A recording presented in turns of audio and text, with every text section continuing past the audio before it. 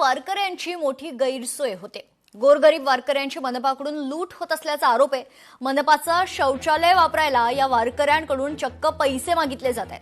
वारकऱ्यांसाठी मोफत शौचालयाचा मनपाचा दावा खोटा ठरलाय। या संदर्भातील व्हिडिओ सध्या सोशल मीडियावर प्रचंड व्हायरल होतोय। गंजपेठेतील सोनवणे रुग्णालयासमोरील मनपाचं शौचालय वापरण्यासाठी ठेकेदाराकडून पैशांची मागणी होत असल्यानं वारकऱ्यांमध्ये नाराजी आहे। वारकरी लोगों से पैसा क्यों ले रहे तुम? कौन बोला तुमको पैसा लेने को वारकरी लोगों से? हे बघा इथे महानगरपालिकेच्या शौचालयात वारकऱ्यांकडून पैसे घेतले जातात। प्रचंड लूटमारीचा प्रकार हा। आणि हे शौचालय महानगरपालिकेचे इथे वारकरी थांबलेले हे पहा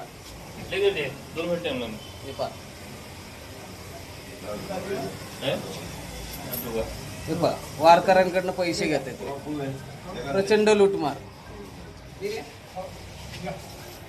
प्रत्येक वारकरीकडनं 10 रुपये शौचाचे 20 रुपये आंघोळीसाठी घेतले जातात। वारकरी लोगों से पैसा क्यों ले रहे तुम?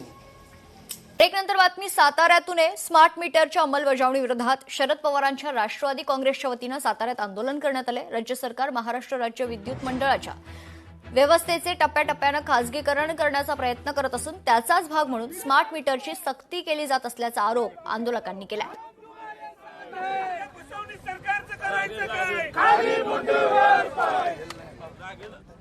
महाराष्ट्रामध्ये काल अधिवेशन चालू असताना आम्ही नव्हे, विरोधकांनी नव्हे तर सर्व पक्षीय आमदारांनी सर्वसामान्य ग्राहकांना, सर्वसामान्य जनतेला आणि शेतकऱ्यांना लुटणारा या स्मार्ट मीटरच्या बाबतीमध्ये विरोध केला।